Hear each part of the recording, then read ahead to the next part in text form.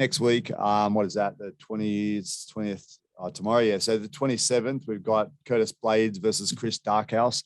Any thoughts on those guys, bro? Do you have any feelings about who you think will take that one? I suspect Curtis Blaydes will smash him. I wasn't expecting him to get rolled that bad by Derek Lewis, Chris Daukaus, that is. I guess they both got knocked out, but Chris basically had zero success. Just got overpowered, and I see Curtis Blaydes doing a similar thing, just way too dominant in the wrestling. Probably got his number on the feet as well, to be honest. So what would you say?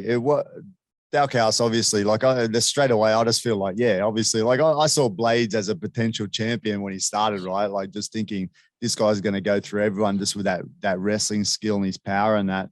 And he seems to be getting much better. But how would you see Daukaus getting it at all? Like what would be his strengths in it, you reckon? From what I've seen of him, he's pretty quick. Like he's got good speed. Yeah. So I guess that's what he'd be looking for. But I mean, so is Curtis Blaydes. So Daukaus isn't much of a wrestler, is he? I haven't seen. Seems like a reasonably defensive at wrestling, but apparently he's got a decent BJJ game. I heard that he's a black belt in BJJ, but there's wrestling and there's BJJ, right? There's obviously you often see in MMA, like even if you got a great game off the bottom, the rule set really favors the wrestlers, or just, I mean, if you get on top as a wrestler, like you just need to have a basic skill set and you can defend like a really high level of ground game. Yeah, that's it. But like you said, I reckon he does have a speed and a bit of an explosiveness edge, just a slight one. But the only thing that sort of sticks out for me when I watch him is that he's a bit awkward. Like he moves around a bit differently, and that can mean that he might land some shots that Blaydes might not be ready for. He's not that real orthodox boxer and not that 100% orthodox rhythm. You just see it looks a little bit uncoordinated or something, a little bit awkward movement. He might catch some weird angles and that, that's the only thing I can think is that he hits hard, in some sort of scramble, he might sneak through a big hook because he's got knockout power 100%, right? Well, the striking's a bit different in MMA when you got those tiny gloves on. Sometimes that unorthodox stuff is going to have a lot more success compared to boxing or kickboxing, where it's a little bit more technical, I guess, but MMA, you can get away with some wild stuff. So, that might be his path to victory, I guess. Yeah. But in saying that, when I watch Blaydes now and Blaydes before, his stand-ups come in leaps and bounds, right? Like he looks like when he was fighting Rosenstrike, he looks heaps slick, like looks light on his feet. He looks like he could have been a striker rather than a wrestler, He moves nice now. I feel like the only thing he's missing is a bit of confidence with it. Like he's got all the technical moves down, but some guys, someone like Derek Lewis is, I would say, a lot less technical, but he's got a lot of confidence in his power and his striking. Yeah. So when it sort of works. So when you actually get into the fight, he's able to make more use of that. I guess even though he's got the striking technique, he might still think of himself as more of a wrestler, which might hold him back a bit. I thought when he fought Rosenstrike, he looked nice and light and loose. But when he fought Lewis, if you look back at it, he looked like kind of timid. I think he's just, like you said, maybe he that confidence. Maybe he doesn't exactly have that confidence to be with Lewis. Like he knows the bombs are coming, and that might have been why he copped that massive uppercut and got felled like a tree. But he looked like a little bit different. He looked a bit more like, tight, not letting himself go. So it probably depends on his confidence in this one too. You got to think he's going to be a little bit more confident with Daukaus than he was with Lewis. But he probably won't be quite as worried about the one punch power. So that should bring out a bit more. As we say, confidence, and allow him to let go with the strikes a bit more. That's it. So what would be your prediction then, man? How will he get it done? Oh man, good question. So over 5 rounds. Yeah, it just comes down. I don't think it will be an early knockout. I'm gonna say Blaydes 3rd or 4th round knockout. Knockout from ground and pound or standing, I reckon. Could be either, probably more ground and pound, I'd suspect. But yeah. I believe it's hard to know with these big boys. Like, can they really last? But I think Daukaus is pretty tough. I've got the feeling it'll be just a grinding fight for 5 rounds, man. Maybe win by points. That's just my feeling, man. But yeah, who knows? These big fellas, can they really last 5 rounds? That's a lot of energy to expend. I'd say there's one thing Daukaus has got. He's got like he's a bit of a smaller heavyweight, and he might not have like the athleticism and the power, but you know, in terms of conditioning, I suspect that he'd probably be able to make it the distance in that. Yeah, that's it.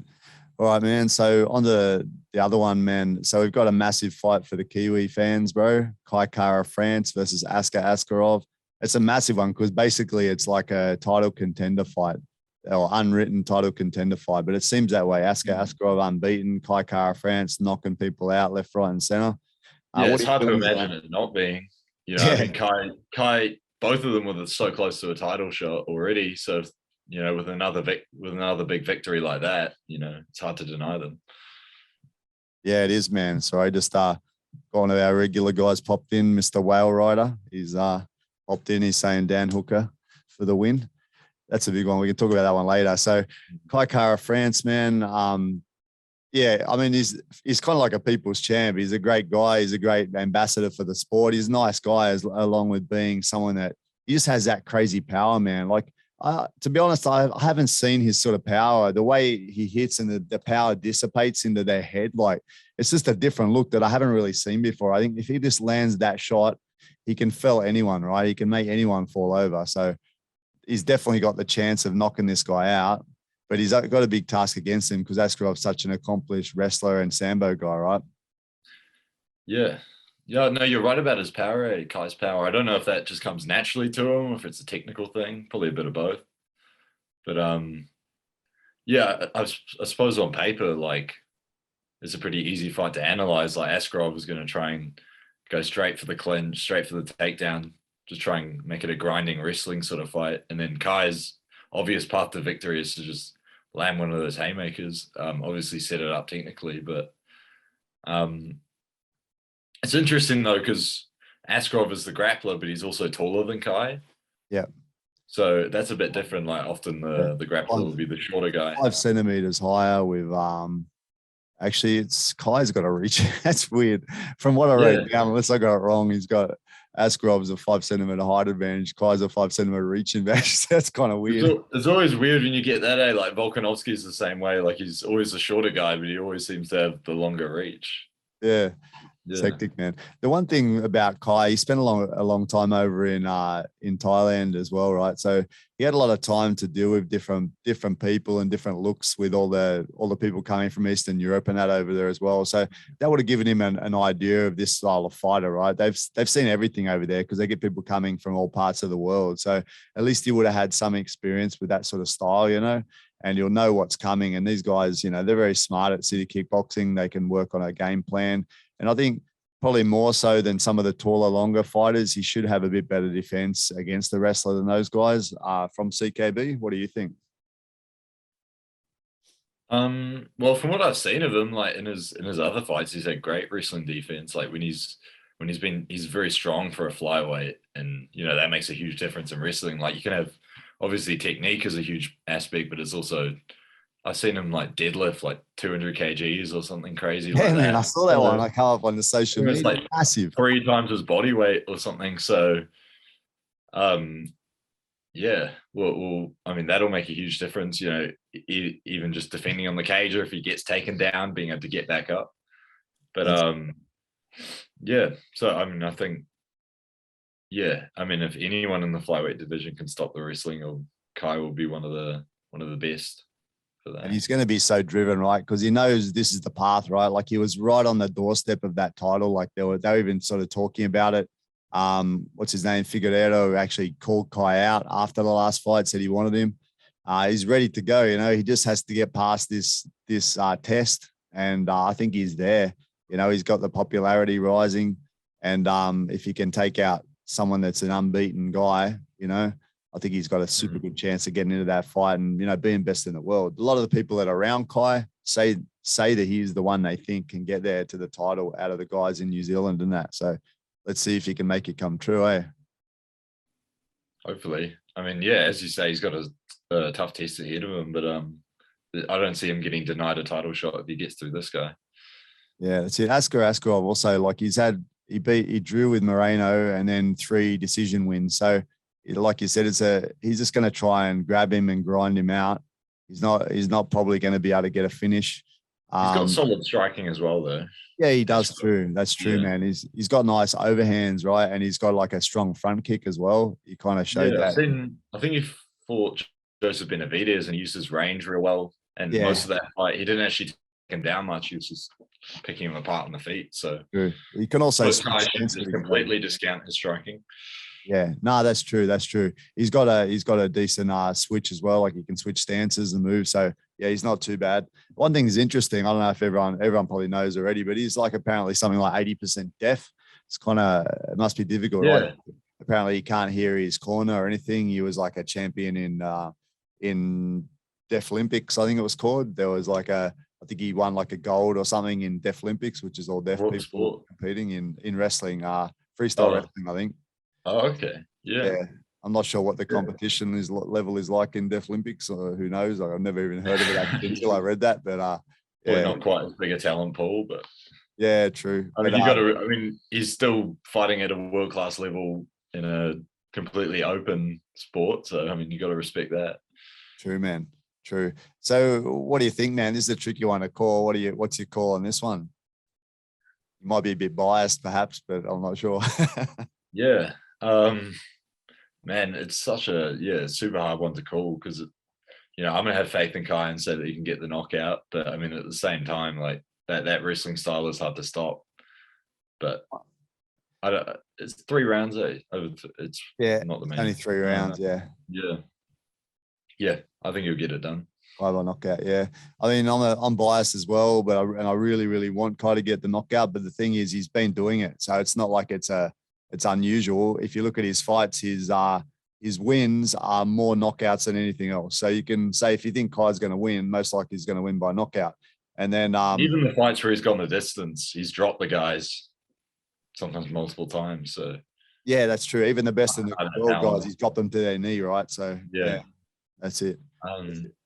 Has he fought any wrestlers in the UFC?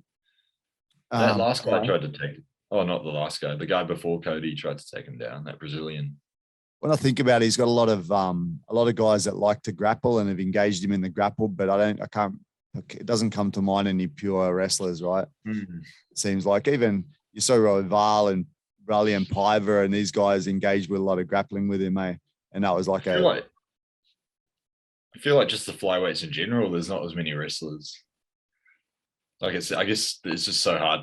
There's just so much scrambling in that division. It's so hard to get someone down and control them and secure the position because they're so nimble and quick and explosive. They can just explode out the position. That's true. In the scramble, they're super fast. Man, so you're saying Kai, I'm saying Kai.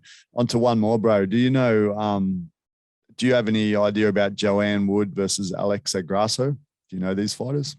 Yeah, I know both of them. I wouldn't say I've studied them, but I can give a uneducated prediction. So what's your prediction on those ones? I'm going to say what I've seen. What do you say their strengths in that are? So you look at Joanne Wood, she's more like all-round kickboxing style, I would say. Yeah.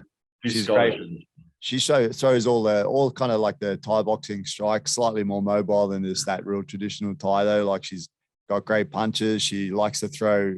She likes to clinch and knee. She likes to throw elbows in tight when she can. She's got good tips and long range kicks as well. Versus Alexa Grasso, who seems to be boxing based. It's like she's boxing based with a kick on the end of the combination. Something. Yeah, I've never been that impressed by her. So my hunch, I'd say I'd pick Joanne for that one. Not much confidence in it, but I think like there's two kind of schools of thought I would say on that one. So Alexa Grasso, slightly more powerful, I would say, slightly more explosive. Like the speed edge would go to her, I think. She's probably better in that tight clinch as well. Like she gets in a real tight clinch. She doesn't allow the opponent to do anything when she's clinching. But Joanne Wood's got that all-round skill set, and it just depends what she's working. What's her game plan? Is a game plan just to go in and bang, or is a game plan going to be a technical game of, okay, let's keep her at the distance and use all my skills? Go if she can use those long-range kicks, long-range like low kicks, teeps and all that, I think she can maybe out-skill Grasso just by the use of that. I mean, have you heard that old Thai boxing thing that I think it's a kick beats a punch, a knee beats a kick, and then a teep beats everything? If she uses like teeps and that, I think she can control the range a little bit How much better. taller is she? Let's see. She's only 3 centimeters taller, and but again, Grasso's 2 centimeters longer reach, so it's pretty negligible, really, because some of those kind of cancel each other out a bit, right? Yeah, but I'm thinking. It's interesting they don't measure the leg reach though, because that's arm reach, but then as you say, the teeps, that's a slightly different story. Yeah, so she's got slightly longer leg.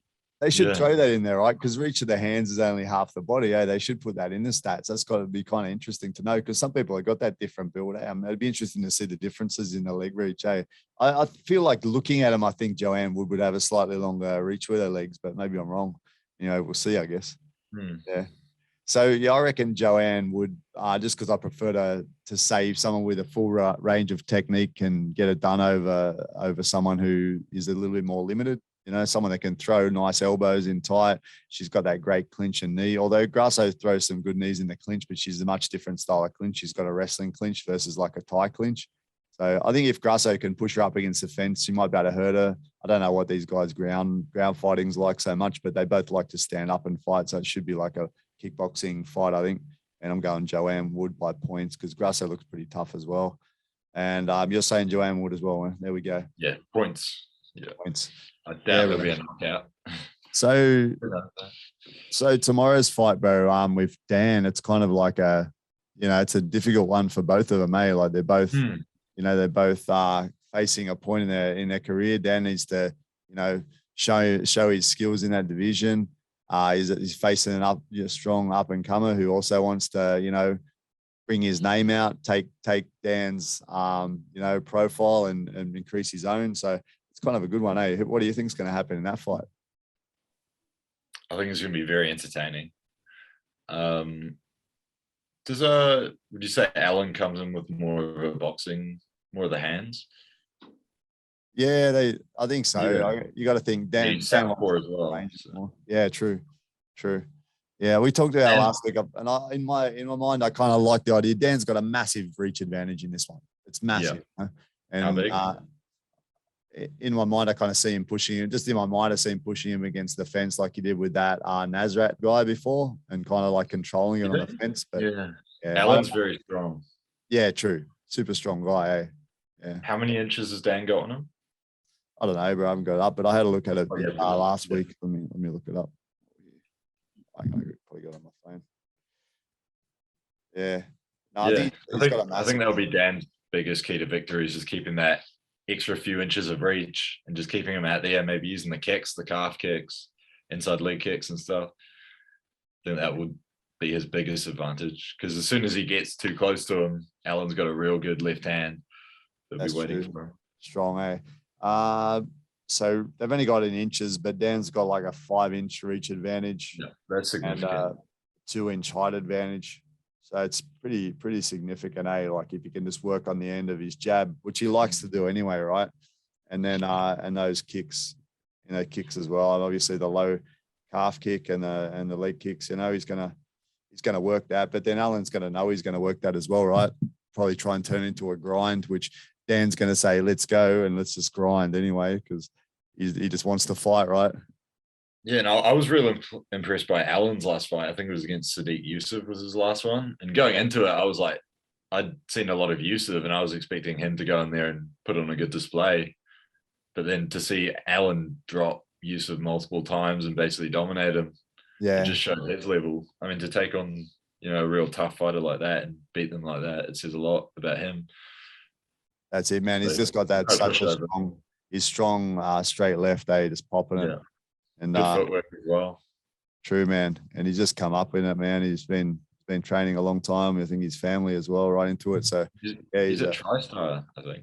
Yeah, that's right. So he's gonna. I wonder if Firas Zahabi is gonna be in his corner this time. I think he was for that Yusuf fight, right? Yeah, probably. Yeah. So you can't really find a better cornerman in that case, but.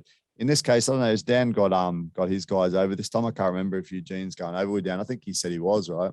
Have you heard of that? Now that the borders are opened up a bit more, probably. Should be the case. That'd be sick, to master cornermen. It'd be sick to be able to hear what they're saying. I wonder if they have much on the corners, Sick to hear what they're doing. Yeah. Cool, bro. So yeah, I'm pumped, man. This is a good weekend.